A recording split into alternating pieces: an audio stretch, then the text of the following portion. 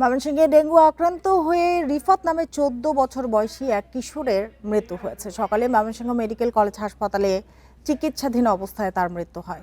হাসপাতাল কর্তৃপক্ষ জানিয়েছে, মুক্তাগাছার বাসিন্দা রিফাত গত ২৭ জুলাই হাসপাতালে ভর্তি হন। এ নিয়ে চলতি বছর হাসপাতালটিতে ডেঙ্গুতে মোট ৬ জনের মৃত্যু হলো। বর্তমানে হাসপাতালে চিকিৎসাধীন রয়েছে ৪৪ জন ডেঙ্গু রোগী। এর মধ্যে গত ২৪ ঘন্টায় নতুন করে ১৯ জন ডেঙ্গু আক্রান্ত রোগী হাসপাতালে ভর্তি হয়েছেন। চলতি বছরের শুরু থেকে ডেঙ্গু আক্রান্ত হয়ে হাসপাতালে ৪৫৬ জন ভর্তি হয়েছেন। চিকিৎসকদের মতে, এবার আক্রান্তের তুলনায় মৃত্যুর হার বেশি হওয়ায় জনসচেতনতা বাড়ানোর বিকল্প নেই।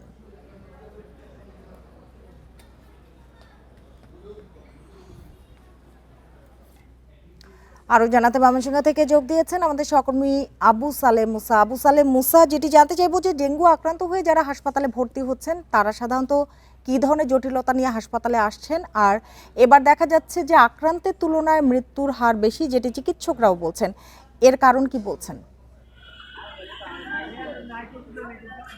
দেখুন, আসলে এই বছরে আজকে নিয়ে কিন্তু ৬ জনের মৃত্যু হলো। আজকে যে রিফাত নামের যে কিশোর, সে কিন্তু ২৭ তারিখ ময়মনসিংহ মেডিকেল কলেজ হাসপাতালে ডেঙ্গু উপসর্গ নিয়ে ভর্তি হয়েছিল এবং আজকে সকালে তার মৃত্যু হয়। তার বাড়ি মুক্তাগাছায় এবং এই ময়মনসিংহ মেডিকেল কলেজ হাসপাতালে এখানে কিন্তু ময়মনসিংহের ৬ বিভাগের ৬টি জেলা সহ কিন্তু আরও বেশ কয়েকটি জেলার রোগীরা কিন্তু এই হাসপাতালে কিন্তু ভর্তি হন এবং এই মুহূর্তে কিন্তু ৪৪ জন রোগী কিন্তু এখনও চিকিৎসা নিচ্ছেন। গত ২৪ ঘন্টায় ১৯ জন রোগী ভর্তি হয়েছেন। তার মধ্যে ১৪ জনের অবস্থা ভালো হয়, তাদেরকে হাসপাতাল কর্তৃপক্ষ ছুটি দিয়েছে এবং প্রতিদিনই কিন্তু রোগী ভর্তির যে হার সেটা কিন্তু বাড়ছে। আসলে বিভিন্ন উপসর্গ ডাক্তাররা যেটি বলছেন যে আসলে বিভিন্ন সিমটম নিয়ে কিন্তু রোগীরা ভর্তি হচ্ছে এবং সে অনুযায়ী কিন্তু হাসপাতাল কর্তৃপক্ষের প্রস্তুতি রয়েছে। তারা যেটি ডেঙ্গু ইউনিট যেটি তাদের সেই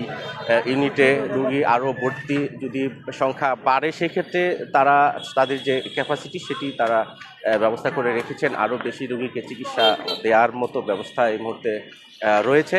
এবং আপনাকে জানিয়ে রাখি যে আসলে ময়মনসিংহে নগরীতে বেশ কয়েকটি স্পট ইতিমধ্যে ডেঙ্গু জোন হিসাবে চিহ্নিত হয়েছে এবং সিটি কর্পোরেশনের পক্ষ থেকে এই এলাকাগুলিকে বিশেষ নজর দিয়ে কিন্তু সিটি কর্পোরেশনের যে কার্যক্রম পরিষ্কার পরিচ্ছন্নতা এবং মানুষকে সচেতন করা সেটি কিন্তু এগিয়ে নিয়ে যাওয়া হচ্ছে।